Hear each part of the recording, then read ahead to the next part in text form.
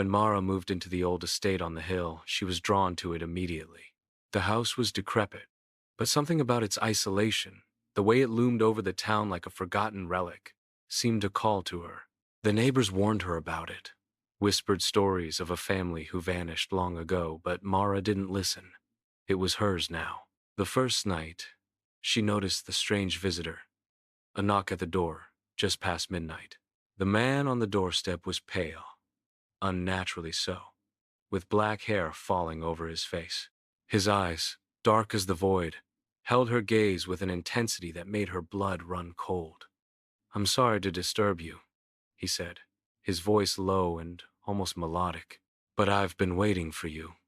Mara blinked, feeling a chill seep into her bones. "I'm afraid you have the wrong house." The man smiled, showing teeth too sharp to be human. "I've waited for you, Mara." The invitation was clear. Before she could respond, he was gone, leaving nothing but the scent of cold air and a lingering unease. The next few nights, it happened again. The man at her door, he never came inside, only stood there, speaking in riddles, asking her questions about the house, the history, the things she had never noticed before. He spoke of darkness and promises, of something waiting beneath the floorboards. "I'm not interested," she finally told him, voice trembling, and yet the pull of his words lingered. That night, she couldn't sleep. The house groaned and whispered. She could feel eyes on her, watching from the shadows.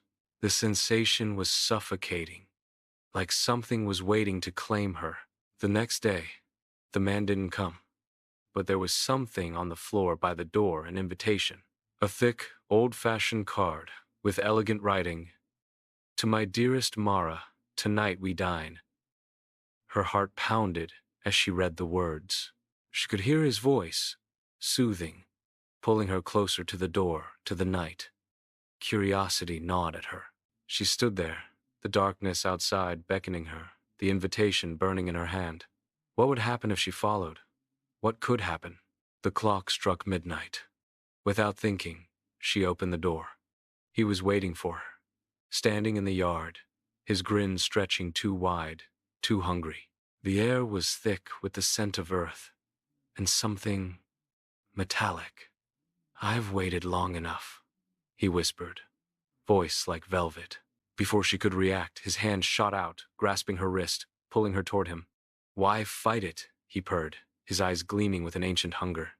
Mara's pulse quickened, her body frozen with terror. She screamed. And then, the world went dark. The house stands empty now. The lights flicker, and the wind howls through the trees. The neighbors say the place is cursed, that no one should go near it, that it's been empty for years. But on quiet nights, at the stroke of midnight, you might hear a soft knock at your door. And if you answer, you may find a pale figure standing there, eyes gleaming in the dark, with a familiar smile. "I've been waiting for you."